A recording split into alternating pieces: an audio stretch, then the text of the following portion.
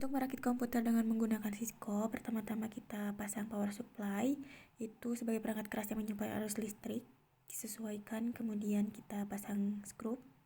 Selanjutnya kita ke bagian motherboard, di mana fungsinya untuk menghubungkan seluruh komponen untuk menyusun sebuah komputer. Yang pertama dipasang itu ada RAM, yaitu untuk menyimpan data. Kita sesuaikan, kemudian tidak lupa untuk dikunci, dan lakukan hal yang sama untuk RAM yang kedua. Jangan lupa untuk dikunci juga. Selanjutnya kita berlanjut ke CPU, yaitu unit untuk melakukan sebagian besar pemrosesan di dalam komputer untuk mengontrol instruksi aliran data yang berasal dari bagian lain komputer. Kita sesuaikan, kemudian kita kunci, dan kita pasangkan thermal compound, yaitu untuk menaikkan konductivitas thermal supaya lebih cepat panas. Selanjutnya pasang heatsink, kita tekan, kemudian kita pasangkan konektor kabel ke bagiannya. Lalu kita install motherboard dan masukkan ke casing, sesuaikan sehingga motherboard bisa dipasang ke casing. Lalu di sini ada NIC, berfungsi sebagai jembatan dari komputer ke sebuah jaringan komputer. Kemudian kita skrup. Kemudian ada wireless NIC, yaitu untuk menghubungkan jaringan wireless kepada komputer. Kita skrup dan lakukan hal yang sama untuk video adapter. Kemudian selanjutnya ada hard disk, di mana hard disk ini sebagai tempat menyimpan segala macam data. Sesuaikan dan jangan lupa untuk dikasih skrup. Selanjutnya ada optical drive, yaitu untuk memutar file berupa VCD atau DVD. Lakukan hal yang sama, jangan lupa untuk menggunakan skrup. Kemudian ada floppy drive, yaitu untuk membaca atau menulis media penyimpanan dan dinamakan floppy drive. Lalu kita skrup. Nah, di sini kita ada konektor-konektor yang harus disambungkan. Yang pertama, kita sambungkan konektor 4 pin, disambungkan ke bagian motherboard. Kemudian tombol power 20 pin dipasangkan juga ke bagian motherboard. Ada optical drive. Kemudian kita pasang konektor ke floppy drive.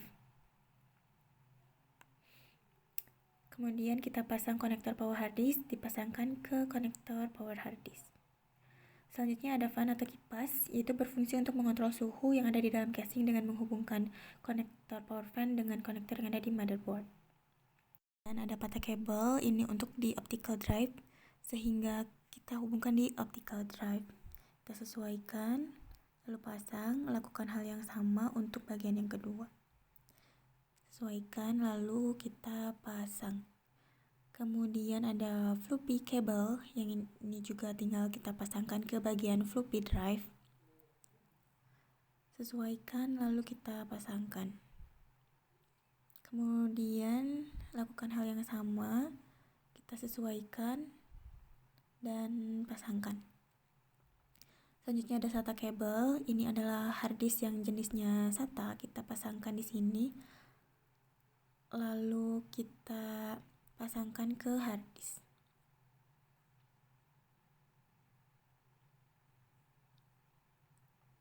Sesuaikan, lalu kita pasangkan.